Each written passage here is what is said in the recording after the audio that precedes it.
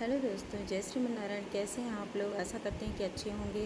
तो आज हमारा भागवत गीता का जो तीसरा अध्याय है, कर्मयोग, जिसे कर्मयोग कहते हैं। और भगवान श्री कृष्ण अर्जुन को समझाते हैं कि हे अर्जुन, जो व्यक्ति एक पल के लिए भी अपने कर्म किए नहीं रह सकता है, कोई भी मनुष्य एक पल भी कर्म किए बिना नहीं रह सकता है। असली संन्यास कर्म छोड़ना नहीं, बल्कि फलों की आसक्ति और अहंकार का त्याग, अपने कर्तव्यों का पालन करना ही कर्म है। और अर्जुन की इस भ्रम को दूर करते हुए भगवान कहते हैं कि कर्म सबसे श्रेष्ठ है और हर प्राणी का धर्म है कर्म करना और फल की इच्छा नहीं करना। तो कर्म सबको करना चाहिए हे पार्थ, इसलिए उठो और अपने कर्म का पालन करो।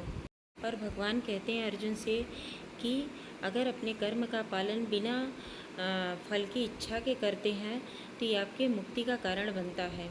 भगवान कृष्ण कहते हैं कि जो मनुष्य समाज और सृष्टि के कार्यों को अपने कर्तव्यों को करता है, वह सभी पापों से मुक्ति पाता है। और जो मिलजुल के और बांट के जो खाता है, वो सभी पापों से मुक्ति पा लेता है। फिर अर्जुन के पूछने पर भगवान अर्जुन को बताते हैं कि अर्जुन पूछते हैं भगवान श्री कृष्ण से, माधव से पूछते हैं कि मनुष्य पाप क्यों करता है। फिर भगवान श्री कृष्ण बोलते हैं कि मनुष्य के भीतर छिपी काम इच्छाएं, क्रोध और उनके ज्ञान और बुद्धि मन नियंत्रण में नहीं रहता, इसलिए वो पाप करते हैं।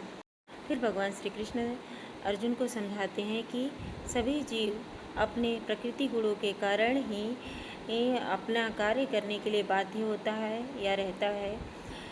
जो भी प्राणी एक क्षण के लिए भी अकर्मण्य नहीं रह सकता, वे जो गेरुआ वस्त्र धारण करता है और बाह्य रूप से वैराग्य प्रदर्शित करता है, लेकिन आंतरिक रूप से भोगों के लिए आसक्ति रखता है, वे ढोंगी है।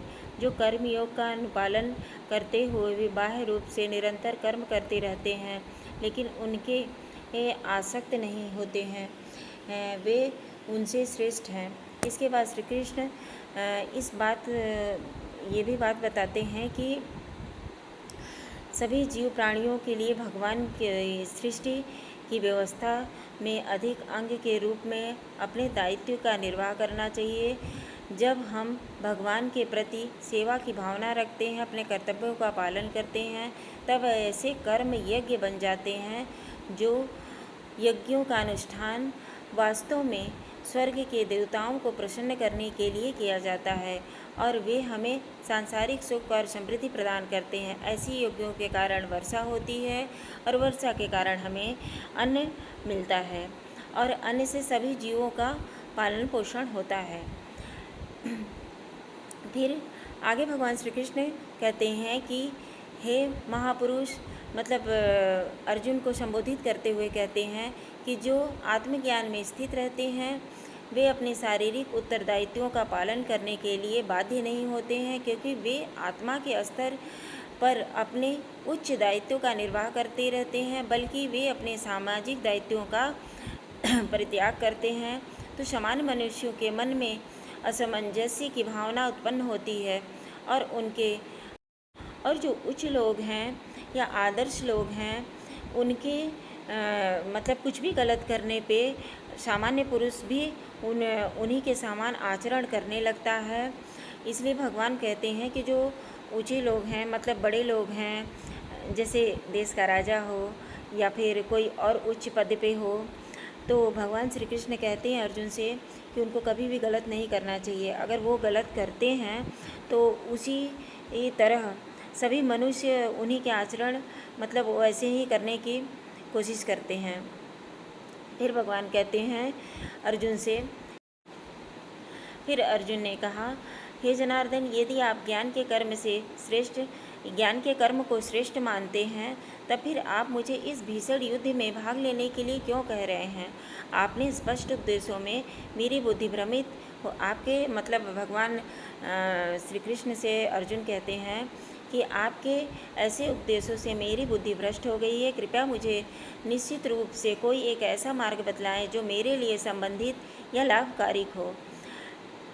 फिर श्री भगवान कहते हैं कि हे निष्पाप अर्जुन, पहले ही ये भगवत प्राप्ति के 2 भागों में यह वर्णन हो चुका है कि ज्ञान तत्व उन मनुष्यों के लिए उनकी रुचि चिंतन में होती है और कर्म योग उनके लिए है जिनकी रुचि कर्म करने में होती है।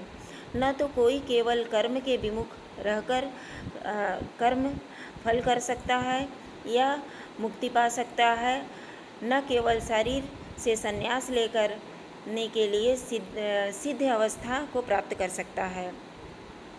कोई भी मनुष्य एक क्षण के लिए अकर्मण्य नहीं रह सकता। वास्तव में सभी प्राणी प्रकृति द्वारा उत्पन्न 3 गुणों के अनुसार कर्म करने के लिए बाध्य रहते हैं। जो अपनी कामेंद्रियों को स्थित करते हैं लेकिन मन उनके विषयों का चिंतन करता रहता है, वे निस्संदेह स्वयं को धोखा देते हैं और पाखंडी कहलाते हैं। फिर अर्जुन फिर दुविधा में पड़ते हैं। फिर भगवान श्री कृष्ण कहते हैं, हे अर्जुन, लेकिन वे कर्म योगी जो मन से अपनी ज्ञानेंद्रियों को नियंत्रित करते हैं और कर्म इंद्रियों के बिना किसी आसक्ति से कर्म का संकलन करते हैं, वे वास्तव में श्रेष्ठ हैं। इसलिए तुम्हें निर्धारित वैदिक कर्म करने चाहिए, क्योंकि निष्क्रिय रहने से कर्म करना श्रेष्ठ है। कर्म का त्याग करने से तुम्हारे शरीर का भरण पोषण संभव नहीं होता है। परमात्मा के लिए यज्ञ स्वरूप से कर्मों का निष्पादन करना चाहिए, अन्यथा कर्म बंधन का कारण बनेगा। इसलिए हे कुंती, भगवान के सुख के लिए और फल की आसक्ति के बिना अपने नित्य कर्म करो। और सृष्टि के आरंभ से ब्रह्मा ने मानव जाति को उनके निमित्त कर्तव्य सहित जन्म दिया और कहा, इन यज्ञों का विधि पूर्वक अनुष्ठान करने से तुम्हें सुख समृद्धि प्राप्त होगा और इसके लिए तुम सभी वांछित वस्तुएं प्राप्त करोगे। तुम्हारे द्वारा संपन्न किए गए यज्ञों से देवता प्रसन्न होंगे तथा मनुष्य और देवताओं के इस संबंध के परिणाम स्वरूप सभी सुख और समृद्धि को प्राप्त करेंगे।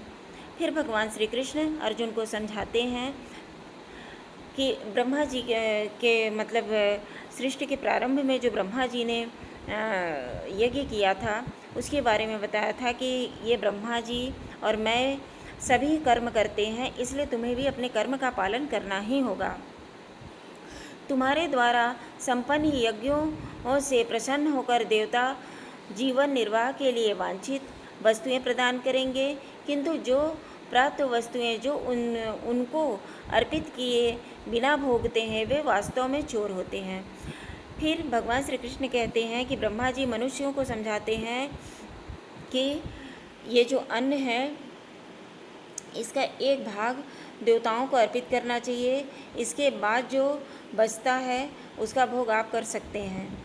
लेकिन अगर देवताओं को बिना दिए अर्पित किए अगर उसका भोग आप करते हैं तो आप चोर कहे जाते हैं। आध्यात्मिक मनोवृत्ति वाले जो लोग यज्ञ में अर्पित करने के पश्चात भोजन ग्रहण करते हैं वे सभी प्रकार के पापों से मुक्त हो जाते हैं, किंतु जो अपनी इंद्रियां तृप्ति के लिए भोजन बनाते हैं वे वास्तव में पाप अर्जित करते हैं। सभी लोगों अन्न पर निर्भर हैं और अन्न वर्षा से उत्पन्न होती है और वर्षा यज्ञ के अनुष्ठान करने से होती है और यज्ञ निर्वाहित कर्मों का पालन करने से होता है। ये सब भगवान श्री कृष्ण अर्जुन को समझा रहे हैं। वेदों से सभी जीवों के लिए कर्म निश्चित किया है और वेद पर ब्रह्म भगवान से प्रकट हुआ है। परिणाम स्वरूप सर्वव्यापक भगवान सभी यज्ञ कर्मों में नित्य व्यापक रहते हैं। हे पार्थ, जो मनुष्य वेदों द्वारा स्थापित यज्ञ कर्म के इस चक्र का पालन नहीं करते वे पाप अर्जित करते हैं। वे केवल अपनी इंद्रियों से तृप्ति के लिए जीवित रहते हैं और वास्तव में उनका जीवन व्यर्थ है। लेकिन जो मनुष्य आत्मा आनंद में स्थित रहते हैं तथा जो और प्रबुद्ध और अपने में ही संतुष्ट रहते हैं, उनके लिए कोई नियम, संयम या नित्य कर्म नहीं है। ऐसे मुक्त आत्माओं को अपने कर्तव्य का पालन करने या उनके विमुख होने से कुछ पाना या खोना नहीं होता और न ही उन्हें अपनी निजी आवश्यकताओं की पूर्ति के लिए अन्य जीवों पर निर्भर रहना पड़ता है। ये सब भगवान श्री कृष्ण अर्जुन से कह रहे हैं। अतः आसक्ति का त्याग कर अपने कर्तव्य या अपने कार्य को फल की आसक्ति के बिना करने से ही किसी को परमात्मा की प्राप्ति होती है। मतलब किसी चीज़ का इच्छा न रख के आप निष्पाप भाव से या निष्कर्म भाव से किसी भी कर्म को करते हैं तो उससे भगवान के परम जो वैकुंठ धाम है उसकी आपको प्राप्ति होती है। फिर भगवान श्री कृष्ण कहते हैं कि यदि मैं सावधानी पूर्वक नित्य कर्म नहीं करता, हे पार्थ, सभी लोगों ने निश्चित रूप से सभी प्रकार से मेरे मार्ग का अनुसरण किया होता है। यदि मैं अपने निर्धारित कर्मों को नहीं करता तब वे सभी लोग नष्ट हो जाते और संसार से उत्पन्न होने वाली अराजकता के लिए उत्तरदायी होता और इस प्रकार के मानव जाति की शांति का विनाश करने वाला कहलाता। भगवान श्री कृष्ण अपने को कहते हैं, हे भरतवंशी, जैसे अज्ञानी लोग फल की आसक्ति से कर्म करते हैं, उसी प्रकार बुद्धिमान मनुष्यों को लोगों को उचित मार्ग की ओर चलने के लिए प्रेरित करने के हेतु अनासक्त रहकर कर्म करना चाहिए। और ज्ञानी मनुष्य को चाहिए कि वे अज्ञानी लोगों को, जिनकी आसक्ति सकाम कर्म करने में रहती है, उन्हें कर्म करने से रोक कर उनकी बुद्धि में संशय उत्पन्न न करें, अपितु स्वयं ज्ञान युक्त होकर अपने कर्म करते हुए उन अज्ञानी लोगों को भी अपने नित्य कर्म करने के लिए प्रेरित करें। फिर जीवात्मा देह के मिथ्या ज्ञान के कारण स्वयं को अपने सभी कर्म का कर्तव्य समझती है। यद्यपि विश्व के सभी कार्य प्रकृति के 3 गुणों में अंतर्निहित संपन्न होती है, लेकिन अहंकारवश जीवात्मा स्वयं अपने सभी कर्म का कर्ता समझती है। मतलब सभी जीवात्मा अपने को कर्ता समझती है। हे महाबाहु अर्जुन, तत्वज्ञानी आत्मा को गुणों और कर्मों के विभिन्न रूप से पहचानते हैं कि वे समझते हैं कि इंद्रिया मन आदि के रूप में केवल गुण है। इंद्रिय विषयों के संचालित होते हुए नहीं फंसना चाहिए। जो मनुष्य अपने प्रकृति गुणों को पहचान लेता है, मोहित नहीं होता है, फल की प्राप्ति की कामना नहीं करता है, लेकिन बुद्धिमान पुरुष उस परम सत्य को जानते हुए कि मैं अज्ञानी हूँ, वो विचलित नहीं होते हैं।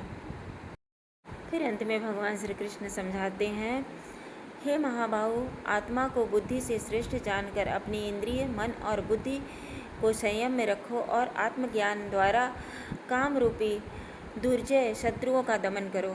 फिर भगवान श्री कृष्ण अर्जुन को समझाते हैं, और ये भागवत जो महापुराण है, ये बहुत बड़ा ग्रंथ है।